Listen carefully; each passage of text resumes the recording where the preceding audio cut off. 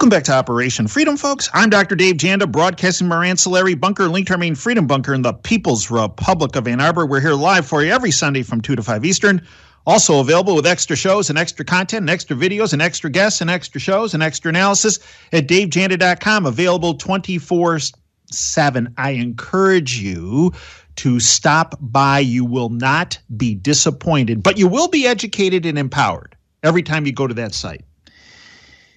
Many people have contacted me and said, with this whole balloon gate thing going on, we would appreciate the input from several of your military guests and regulars. And in particular, the two that they mention are General Tom McInerney and someone who's going to be a guest later on in the show, Commander Scott Snow, former fighter pilot and also in charge of air operations for Top Gun and for the Pacific Fleet. General McInerney is an American hero. And let me give you a little background for those of you not familiar. My next guest, General Tom McInerney. For 35 years, General McInerney served as a pilot, a commander, and strategic planner in the United States Air Force. Tom retired from military service as Assistant Vice Chief of Staff of the Air Force and Director of the Defense Performance Review, reporting to the Secretary of Defense. Tom graduated from the United States Military Academy and earned a master's degree in international relations from George Washington University. He also attended the Armed Forces Staff College and the National War College. And at one point in his career, and he can correct me if I'm wrong, he was in charge of operations out of Alaska. Hey, that's where all these balloons were coming from, right? Coming across. So who better to discuss this invasion of the balloon snatchers than General Tom McInerney? Tom, welcome back to the Operation Freedom show and platform. Thank you very much, Dr. Dave. Good to be with you this afternoon. So, Tom, am I wrong in saying that one of your assignments was in charge of operations out of Alaska for the Air Force? Yes, I was, and I think still the record, the longest-serving Alaska NORAD region commander. And so when this came up, it became very interesting to me because there was no way I believed that we could have missed that coming in. And as you know, later the White House said, well, we got it from takeoff and we're tracking it the whole way until they shot it down off of Myrtle Beach, South Carolina. Now, for the listeners, it's important to understand, I had a huge radar out in the end of the Aleutian chain called Cobra Dane. And that was a radar that would look into Russia, into Kamchatka. And in the days when they were firing missiles, when I was commander out there, into Kamchatka to test their MIRV, their multi-independently targeted warheads, I had that radar that would help. In addition, I had an airplane up there called Cobra Ball, which would be positioned off of Kamchatka and take pictures, photographs, when the main bus would break up and the three MIRV warheads would come out. So, plus I had 18 land-based radars and 3 AWACS. Now, there's no way we could have missed that. I couldn't have gotten it at takeoff in China, but space did that. So I knew right away that the government was not telling the truth, and which that was their cover story. And you wonder why, Dr. Mm-hmm. Dave. Mm-hmm. Why wouldn't the American people be notified when you have a radar, a big balloon like that with this huge radar? It had the sensors and all that. That was a big target. There's no way you could miss it. And the easiest place to shoot it down was over the Aleutian chain or over mainland Russia when it flew over there. But they elected not to, and they elected never to tell us until a newspaper reporter in Montana sees it, and photographer, this chap, he starts telling America about it, and then all of a sudden everybody becomes concerned. Why were we not told about this? Now, the danger is That balloon, I believe, was on a test mission. And how many more before have flown, the administration ought to tell us. But the fact is, that could deliver a EMP weapon, an electronic magnetically pulsed weapon that could neutralize all electronics in the U.S. It could deliver biological weapons. It could deliver a nuclear weapon over those missile fields that it flew over. And that route, it flew very, very circuitous route over our nuclear deterrence. So why would the administration not let us know, or why were they hiding it? Is this administration complicit with China? I don't know. I'm just asking those questions. So we have a problem. And the other three, of course, the ones that next one went down over Prudhoe Bay, the next one over the Yukon, and then the final one over Lake Huron. We don't know if they were commercial or what. There's a organization that is claiming for the one over the Yukon. I don't know that. It haven't been verified. They haven't come online except to say they're missing it. But the important one is the first one. Now, the other troubling factor with me, Dr. Dave, is they've got the laboratory, that FBI laboratory, down at Quantico, doing the evaluation of it. Yeah, right. I would not have done that. I'd have sent it down to the Air Force Labs in San Antonio, the Air Force Intelligence Service, or somewhere else. But I would definitely not give it to the FBI. Well, Tom, the FBI has a track record with that lab where essentially it's where evidence goes to die or where evidence goes to get changed and modified.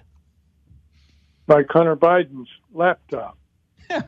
Or hey, how about the famous disappearing Seth Rich laptop? Whoa, it's gone. What? Exactly. And so everything that the government, the Biden government, has done has been the wrong thing. They have done the wrong thing. I guess you can say they did the right thing when they shot it down off of Myrtle Beach, South Carolina. But what are they going to disclose to us? So we have a problem. That, I believe, was a practice run. And although their unrestricted warfare talks about global domination without using kinetic weapons, but it's still talking about global domination and using cyber and biological. And we've certainly seen that with COVID-19, with the 2020 election, with the midterm elections. All these things are evidence that they are on track to carry out their unrestricted warfare. And the other thing that is concerning about, but we'll not talk about it, but it's what's happened in Ohio and East Palestine.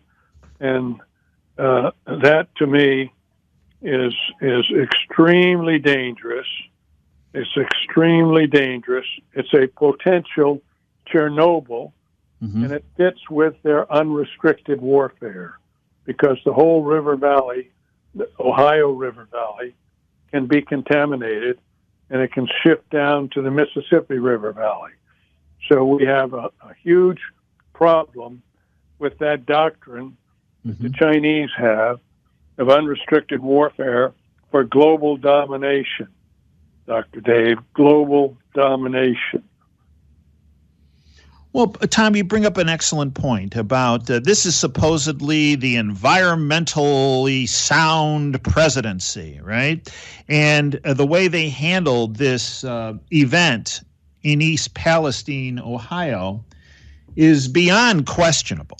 Beyond questionable. Our first guest, Joe Bastardi, a well-known meteorologist, was talking about how NOAA was tracking this toxic cloud from February 6th when the government was involved in blowing up these hazardous materials because they were afraid that if they were left in the train cars, they were going to blow up Okay, so we blew the very things up that we were worried that were going to blow up. And NOAA had tracked it until February 8th, 2 days after they blew these materials into the atmosphere and around the country. And all of a sudden, on February 8th, NOAA stopped tracking anything. It's gone. That data, gone. So this environmental president, that's a question. But one of the other issues, I think, from an environmental standpoint about the Biden group and Biden posse is this whole issue with Nord Stream, right? On September 26, 2022, the Nord Stream pipelines 1 and 2 were blown up in the Baltic Sea. Millions upon millions of cubic feet of methane were released into the ocean and then into the atmosphere, which is a huge environmental issue, in addition to the Germans and the Western Europe not having adequate natural gas to heat their homes and businesses and schools and hospitals. And, of course, you're blowing up pipelines. That can be deciphered, needless to say, as an act of war. Tom, Cy Hirsch came out this week and said that they had evidence that Biden and his administration were actively involved, along with some other players, in this environmental catastrophe. So here we have the environmental catastrophe in Ohio that the Biden administration was involved with, and then we have an environmental disaster in the in the Baltic Sea. Tom, am I reading this wrong about this reported false, fake, fraud environmental administration? Dr. Dave, I do not think so. When Nord Stream 2 occurred, I was of the opinion, as a course of action, was the United States could have done it and probably had more rationale for it to have an accident. But the fact is, it didn't make sense for the Russians to destroy their leverage on Europe. Yeah, I agree. And then when Cy Hirsch comes out, who I normally, I'm skeptical of, right, but he's got a lot of merit to what he's talking about. And there's no question the scenario that Cy lays out could easily have been accomplished by our forces, special ops forces. And that's the troubling thing, Dr. Dave, particularly when you have a State Department official and the president himself threatening to take out Nord Stream 2, as you know, that has been publicized. So, well, in fact, Tom, I have that clip from February 7th, 2022. Joe Biden asked questions about, this is before Russia went into Ukraine. If Russia goes into Ukraine, and he brings in the whole Nord Stream. Well, they're going to go by the wayside. This is from February 7th, 2022. I want to play this clip because many people say, "Oh, that's conspiracy theory of what General McInerney." No. Here it is, and then I want your take, Tom. Derek, hit it. Let me answer the first question first. If Russia invades, that means tanks or troops crossing the border of Ukraine again. Then there will be no longer a Nord Stream 2. We will bring an end to it. But how will you do that exactly, since the project and control of the project is within Germany's control? We will. I promise you, we'll be able to do it. Tom, your take. I rest my case, Dr. Dave. I mean, why would I add anything to what the president has already said? Okay, Tom, here's another case you can rest. Tom, here's another case you can rest, because you've gotten a lot of grief for this, and unjustifiably so, of being ahead of the curve.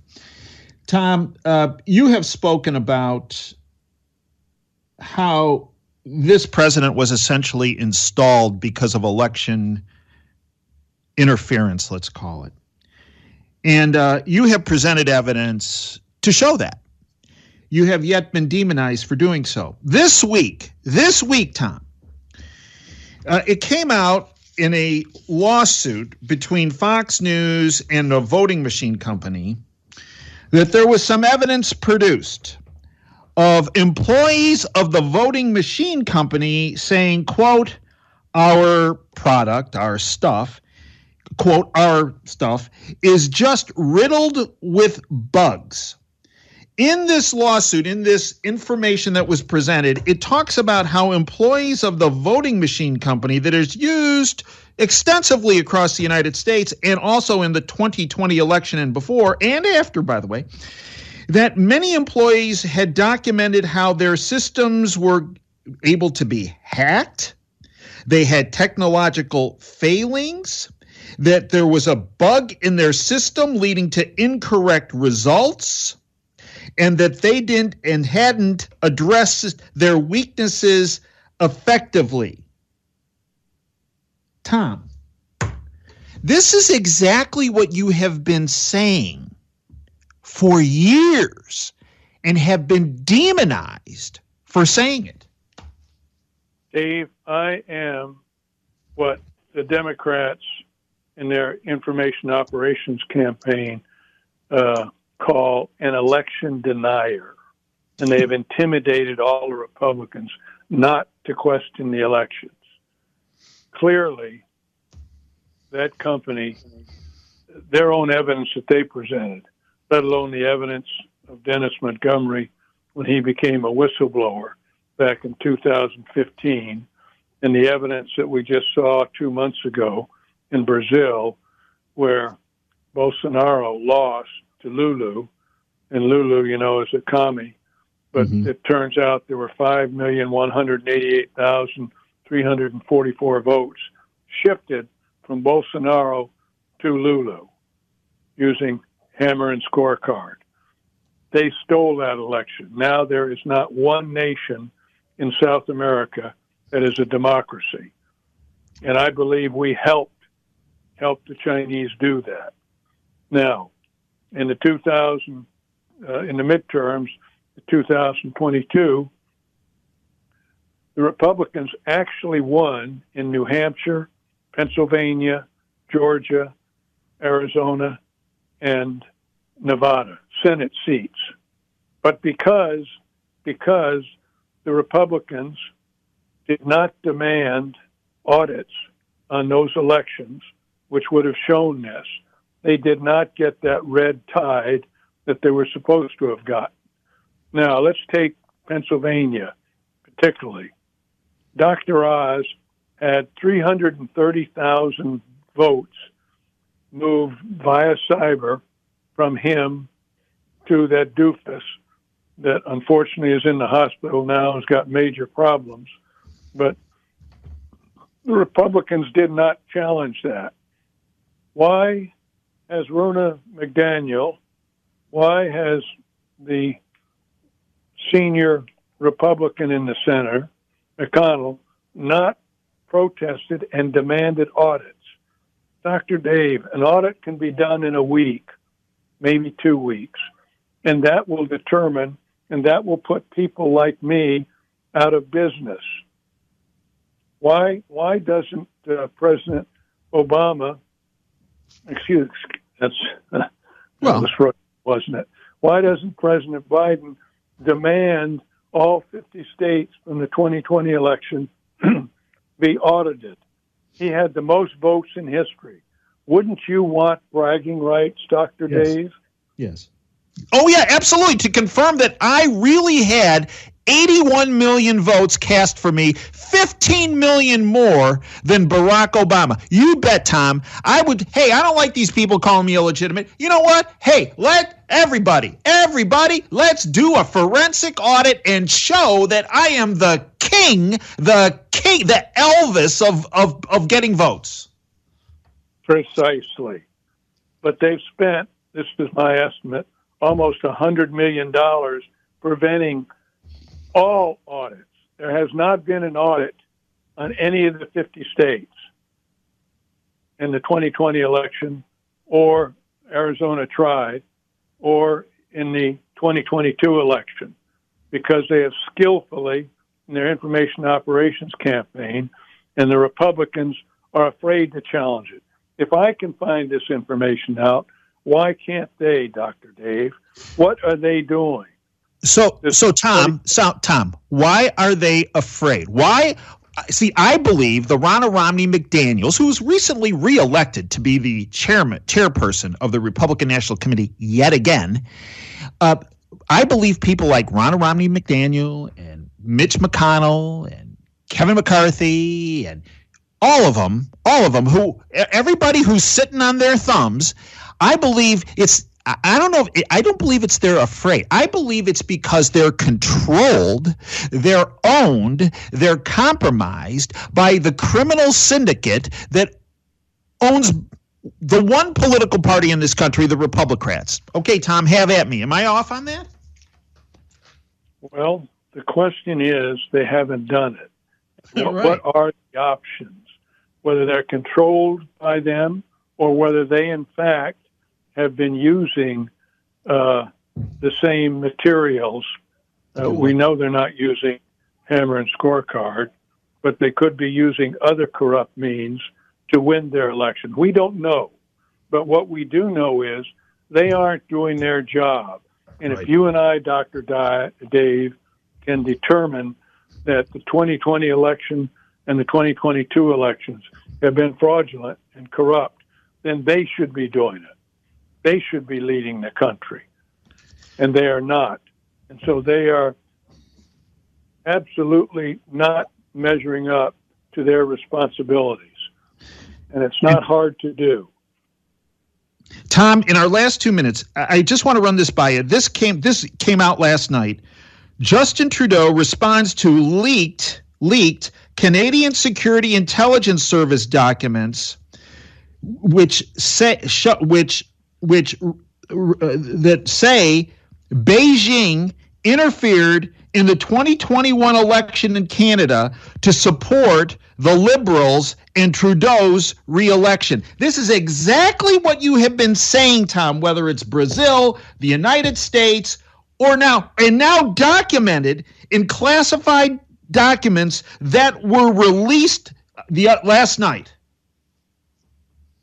I rest my case, Dr. Dave.